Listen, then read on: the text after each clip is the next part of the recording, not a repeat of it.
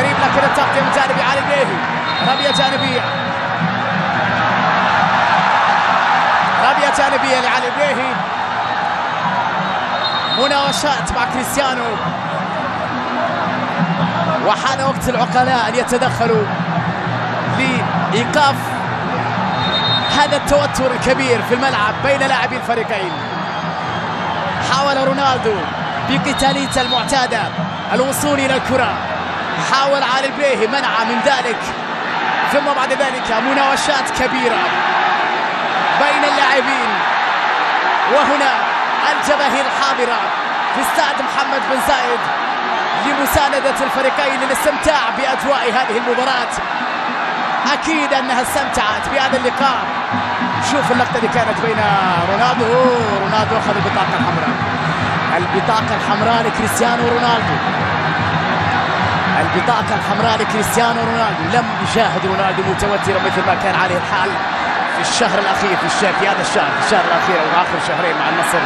بدأ أنه متوترا أكثر من المتوقع وأكثر من اللازم. كرة واللاعب يتوقف في هذه الأثناء. حكم اللقاء أخرج البطاقة الحمراء لقائد النصر رونالدو.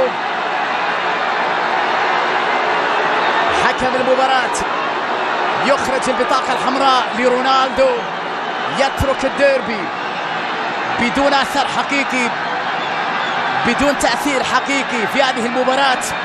لا تعلم أين هي المشكلة، في لويس كاسترو أم في اللاعبين، لكن مشاكل عديدة تأثر فيها النصر على المستوى البدني والفني في هذا الموسم منذ فترة التوقف، لتبدأ الأمور في التعقيد على الفريق اللي يجد نفسه في حرج كبير أمام جماهيره بعد الخروج من دوري أبطال آسيا، وأن بطولة الدوري أصبحت بعيدة وصعبة للغاية. ثم بعد ذلك في هذه المباراة، في هذه البطولة السوبر، قد يترك أيضا النصر يودع هذه البطولة مبكرا.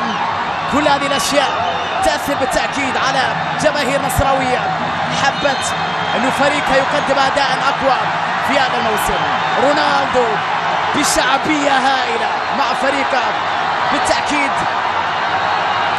عدم رضا على قرار حكم المباراة